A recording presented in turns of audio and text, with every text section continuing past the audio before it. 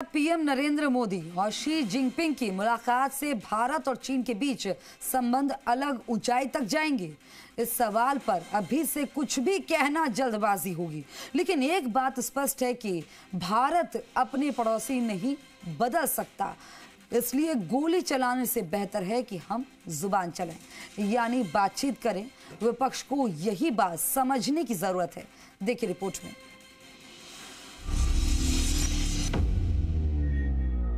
चीन के तियानजिन की ये तस्वीरें भविष्य की नई इबारत लिखने वाली हैं।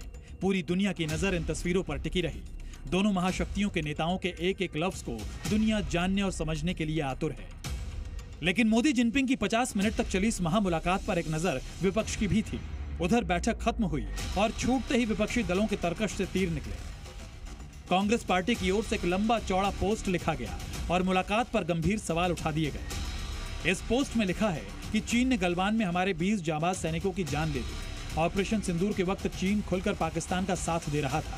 चीन की इन नापाक हरकतों पर नरेंद्र मोदी ने सख्त कदम उठाया। मुस्कुराते हुए चीन के राष्ट्रपति से हाथ मिलाया। चीन से आयात की अनियंत्रित डंपिंग जारी है, जिसने हमारी एमएसएमईज इकाइयों को बुरी तरह प्रभावित किया है। सख्त कदम उठाने की बजाय भारत ने चीनी आयातकों को लगभग खुली छूट दे दी है।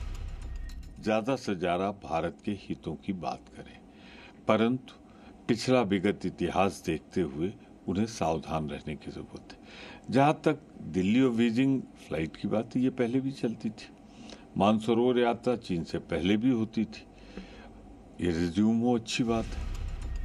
पीएम मोदी और जिनपिंग की मुलाकात पर सवाल उठाने वालों में कांग्रेस पार्टी अकेली नहीं है। समाजवादी पार्टी ने भी चीन में हुई इस मुलाकात पर सवाल उठाए। अखिलेश यादव ने सोशल मीडिया प्लेटफॉर्म एक्स पर लिखा कि ये तथाकथित आत्मनिर्भर और स्वदेशी वाले जुमलों का चिंताजनक सच है। चीन से आने वाले सामानों पर जिस तरह भारत की निर्भरता बढ़ती जा रही है, उसका बुरा असर हमारे उद्योगों, कारखानों और दुकानों पर लगातार पड़ा है। पहले चीन अपना माल भारत के बाजारों में भर देगा, फिर भाजपाई मजबूर होंगे।